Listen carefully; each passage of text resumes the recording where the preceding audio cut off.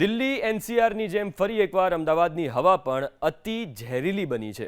અમદાવાદ શહેરની હવામાં તો શ્વાસ લેવો પણ મુશ્કેલ બની ગયો છે।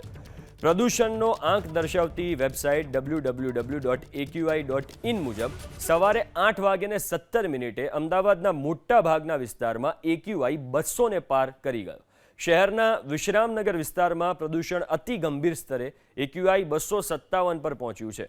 તો ગોતામાં AQI 252, નિકોલમાં 224, શાંતિગ્રામમાં 216, વસંતનગર અને એરપોર્ટ હાંસોલ વિસ્તારમાં AQI 214 નોંધાયો છે। જ્યારે જય અંબે નગરમાં AQI 212 નોંધાયો છે। તો AQI 50 કે તેથી નીચે હોય તો હવા સારી ગુણવત્તાની ગણાય। જો AQI 51 થી 100 ની વચ્ચે હોય તો ગુણવત્તા સંતોષકારક ગણાય।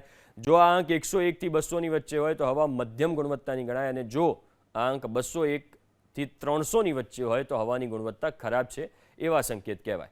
એ જ રીતે 301 થી 400 વચ્ચે જો આંકડો હોય તો હવા ખૂબ ખરાબ છે। 401 થી 500 ની વચ્ચેનો આંકડો હોય તો અતિશય ખરાબ હવા છે તેમ AQI એટલે કે એર ક્વોલિટી ઇન્ડેક્સ દર્શાવે છે। તો અમદાવાદના અનેક એવા વિસ્તાર છે જેમાં AQI 200 ને પાર નોંધાયો છે જે ઝેરી હવા દર્શાવે છે। કારણ કે 200 ને ઉપર હોય એટલે એનો મતલબ એ થયો કે હવાનું સ્તર ખરાબ છે। આપણે અલગ અલગ વિસ્તારની વાત કરીએ તો વિશ્રામનગર વિસ્તારમાં પ્રદૂષણ અતિ ગંભીર સ્તરે AQI 257 પર છે।